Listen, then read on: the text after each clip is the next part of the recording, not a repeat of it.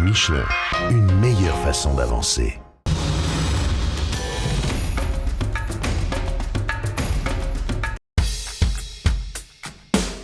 Pas de duel cette année entre Marc Coma et le français Cyril Després. L'espagnol, triple vainqueur et dauphin de Després l'an dernier, insuffisamment remis de son épaule, a préféré laisser son guidon à un jeune américain, Kurt Caselli, dont on reparlera.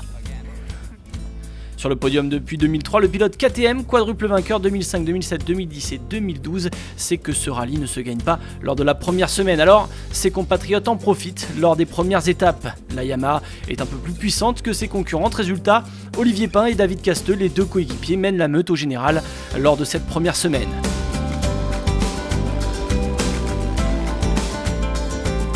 De l'autre côté, les outsiders engrangent des victoires d'étape. C'est le cas de Chaleco Lopez qui remporte la première, la troisième et la sixième étape.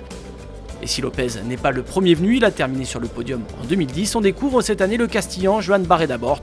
L'Espagnol a remporté la deuxième et la quatrième étape avant de connaître des ennuis mécaniques. Loin au général, il ira également chercher la 10e étape en Argentine entre Cordoba et La Rioja. Au général, il termine 20e à plus de 3 heures de Després.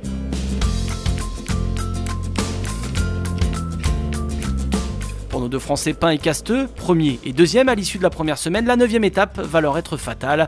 Sur le plus long tracé, 593 km de spécial, les deux hommes vont connaître des mésaventures. Ex-leader du Dakar, Olivier Pain chute et perd plus de 30 minutes. Il se blesse au bras et va terminer le rallye avec des points de suture difficiles dans ces conditions de jouer la gagne sur les étapes qui suivent.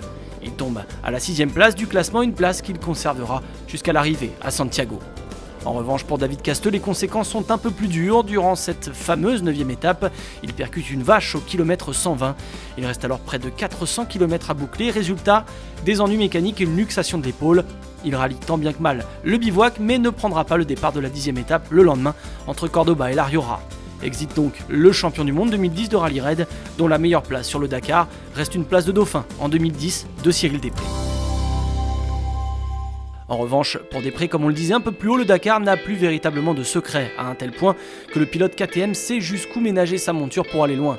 Mieux, il décide même de changer son moteur pendant la 7e étape, une étape marathon, à l'issue de laquelle les motards ne peuvent passer par le bivouac avec assistance mécanique.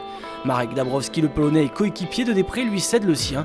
15 minutes de pénalité à l'arrivée, mais surtout un bon calcul pour le pilote KTM, qui sait qu'il est difficile de boucler un Dakar avec un seul moteur.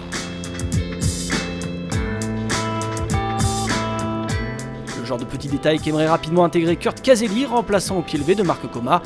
L'Américain a tout de même montré de réelles aptitudes en remportant 2 étapes. Il termine à plus de 4 heures au général à la 25e place, mais ces quelques coups d'éclat vont certainement lui permettre de revenir rapidement sur le Dakar. D'autres aussi s'en sortent avec la mention bien, des pilotes réguliers qui ont évité au maximum les erreurs de navigation. Au final, l'Espagnol Pedrero et le Slovaque Jakes sur KTM prennent respectivement la 5e et la 4e place au général. Et le podium, me direz-vous, eh bien la fin de ce Dakar s'est révélé surtout être une course d'équipe pour ce fameux podium. Le but, faire le doublé pour l'équipe KTM de Cyril Després et Ruben Faria, chose faite.